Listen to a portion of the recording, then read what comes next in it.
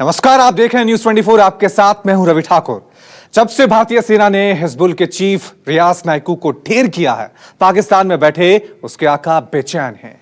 एक तरफ तो हिजबुल का मुखिया सलाहुद्दीन खुद मान रहा है कि हिंदुस्तान के सपूतों ने उनके आतंकियों की लाशें बिछा दी हैं, तो वहीं अब कश्मीर में आतंक फैलाने के लिए हिजबुल के नए चीफ के नाम का ऐलान कर दिया गया है।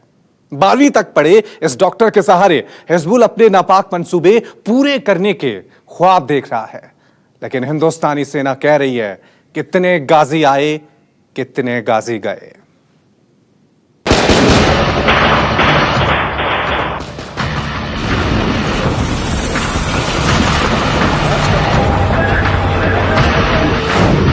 हिजबुल को मिल गया नया आका।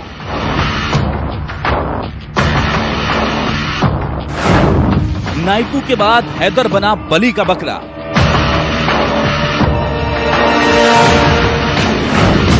अब 12वीं पास डॉक्टर करेगा ऑपरेशन।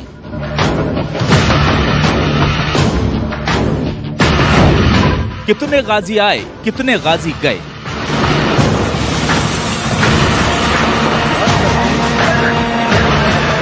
कश्मीर में आतंकियों को मिल गया है एक और बली का बकरा। पाक में बैठे डरपोक दहशतगर्दों ने एक और कश्मीरी आतंकी की मौत का रास्ता साफ कर दिया है। हिजबुल के चीफ रियाज नाइकू के ढेर होने के बाद पाकिस्तान के आतंकी आकाओं ने हिंदुस्तान में हिजबुल के नए चीफ का ऐलान किया है। भारत में अब आतंक का जहर फैलाने की जिम्मेदारी होगी सैफुल्लाह मीर उर्फ गाजी हैदर पर। सैफुल्लाह मीर उर्फ गाजी हैदर उर्फ डॉक्टर पर। पाकिस्तान में हुई मीटिंग के दौरान इस नियुक्ति का ऐलान किया गया।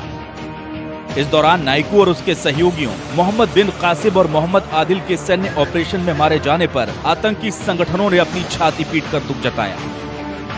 जानकारों के मुताबिक यूजेसी के अध्यक्ष और हिजब सुप्रीमो सैयद सलाहुद्दीन की अध्यक्षता में कमांड काउंसिल की बैठक हुई, जिसमें गाजी हैदर को जम्मू कश्मीर के लिए ऑपरेशनल चीफ कमांडर बनाया गया। मतलब गाजी के कांधों पर होगी अब हिजबुल के आतंकी हमलों की जिम्मेदारी। इसके अलावा गाजी की मदद के लिए जफर उल इस्लाम को उसके डिप्टी के रूप में नियुक्त किया गया है। मतलब जफर हिंदुस्तान में हिजबुल में नंबर 2 की भूमिका में रहेगा। भारतीय सेना की बदली रणनीति और आक्रामक तेवर की काट ढूंढने के लिए अबू तारिक को मुख्य सलाहकार बनाया गया है। पिछले सप्ताह फोर्सेस के साथ मुठभेड़ के दौरान रियाज नाइकू के मारे जाने के बाद हिजबुल मुजाहिदीन किस कदर कश्मीर घाटी में पस्त हो गई है, इसका खुलासा खुद हिजबुल के आका सलाहुद्दीन ने पाकिस्तान में एक सभा के दौरान किया। अब इस दबाव से उबरने के लिए हिजबुल मुजाहिदीन ने रियाज नाइकू के ही डिप्टी चीफ रह चुके सैफुल्लाह यानी गाजी हैदर को हिजबुल मुजाहिदीन का ऑपरेशनल चीफ कश्मीर घाटी के लिए बनाया है, ताकि हिजबुल पर जो दबाव यहां पर बना है रियाज नाइकू के मारे जाने के बाद जो कश्मीर घाटी में सक्रिय खासतौर पर हिजबुल मुजाहिदीन की कमर टूट गई है, उस दबाव से किसी तरह से उबरा जा सके। आइए अब जानते हैं कि आखिर कौन है गाजी हैदर जिसे हिजबुल की कमान मिली है और क्यों उस पर आतंकी आकाओं को इतना भरोसा है। पिछले 8 साल से दक्षिण कश्मीर में सक्रिय और बुरहान वानी से लेकर रियाज नाइकू के साथ दक्षिण कश्मीर में फैले हिजब के नेटवर्क से वाकिफ है गाजी। 2012 में पुलवामा के पदगामपोरा का रहने वाला सैफुल्लाह मीर हिजबुल मुजाहिदीन में शामिल हुआ था। तब वो पैरामेडिकल ट्रेनिंग पूरी कर मेडिकल असिस्टेंट के तौर पर काम कर रहा था। गाजी हैदर को डॉक्टर के नाम से भी जाना जाता है। गाजी ने ली है घायल आतंकियों के इलाज और मदद की ट्रेनिंग। मलंगपोरा से 12वीं तक पढ़ा है गाजी। गाजी ने सरकारी ITI से बायोमेडिकल कोर्स की ट्रेनिंग भी की। सरकारी इलेक्ट्रॉनिक संस्थान में टेक्नीशियन के तौर पर काम किया और इसी काम के दौरान वो रियाज नाइकू के संपर्क में आया। नाइकू के साथ दक्षिण कश्मीर के बड़े ऑपरेशंस में गाजी शामिल रहा। नाइकू के नेटवर्क की पूरी जानकारी गाजी को है। सेब बागान मालिकों से पैसे वसूलता है गाजी। अफीम की खेती में नाइकू का है बड़ा हिस्सा। रियाज नाइकू के रहते कश्मीर घाटी में हिजबुल के डिप्टी चीफ रह चुके गाजी हैदर यानी सैफुल्लाह ने तब यहां पर फोर्सेस के खिलाफ कई कार्रवाइयां अंजाम दी है, जिसमें सबसे महत्वपूर्ण उसके खिलाफ पुलिस जवानों और अफसरों के परिवार वालों का अपहरण और शोपियां दक्षिणी कश्मीर में कई पुलिस वालों की हत्या का मामला शामिल है। अब गाजी हैदर सैफुल्लाह को कश्मीर घाटी में हिजबुल का चीफ बनाए जाने के बाद उस पर कश्मीर कश्मीर घाटी में फोर्सेस के ऊपर हमले करने का दबाव काफी ज्यादा बन गया है। यही कारण है कि फोर्सेस ने कश्मीर घाटी में हाई अलर्ट जारी किया है और चप्पे चप्पे पर सुरक्षा कड़ी कर दी गई है और साथ ही साथ हिजबुल के नए ऑपरेशनल चीफ को भी पकड़ने के लिए फोर्सेस द्वारा दबिश जारी कर दी गई है। यहाँ ये बात गौर करने लायक है कि गाजी का ज्यादा ध्यान हिजबुल के खजाने को भरने के लिए नशे के व्यापार का रास्ता अख्तियार करने पर है। अफीम और दूसरे नशे की खेप पूरे देश में खासकर पंजाब हरियाणा में बेचकर ये आतंकी अपना खजाना भरने की फिराक में है और नशे के इस नए नेटवर्क की बारीक जानकारी सिर्फ गाजी हैदर के पास ही है। उधर हिंदुस्तानी सेना ने आतंक के इस नए आका का कुछ अपनी स्टाइल में ही स्वागत किया है। भारतीय सेना के टॉप जनरल ने कहा है, कितने गाजी आए कितने गए। पश्चिमी कॉर्प्स के पूर्व कमांडर और defence intelligence agency chief lieutenant general KJS Dhillon ने ये बात ट्वीट कर लिखी, कितने गाजी आए और कितने गए। हमारी जितनी इंटेलिजेंस एजेंसीज हैं वो इन दोनों नए कमांडरों का भी तुरंत पता लगा लेंगी और इनको भी नष्ट करने में कोई ज़्यादा समय नहीं लगेगा।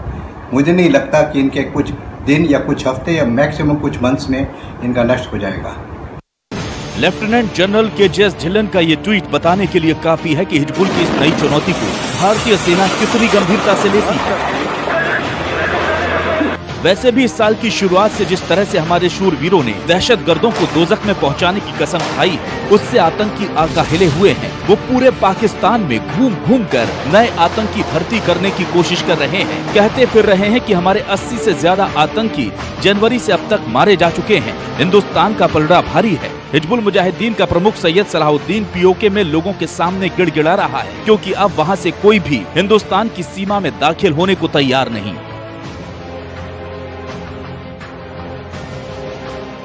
सिर्फ 1 जनवरी 2020 से आज तक 80 मुजाहिदीन इकराम जाम शहादत नोश कर चुके। इस वक्त दुश्मन का पलड़ा भारी है। आतंकी संगठन हिजबुल और दूसरे आतंकियों पर बढ़ते दबाव के बीच हिजबुल के नए चीफ बनाए जाने के साथ ही गाजी हैदर पर जबरदस्त दबाव भी बनाया जा रहा है कि वो जम्मू कश्मीर में जल्द से जल्द फोर्सेस के ऊपर कोई बड़ा हमला अंजाम दे। इसके लिए गाजी हैदर को कहा गया है कि वो लश्कर और जैश से भी मदद ले।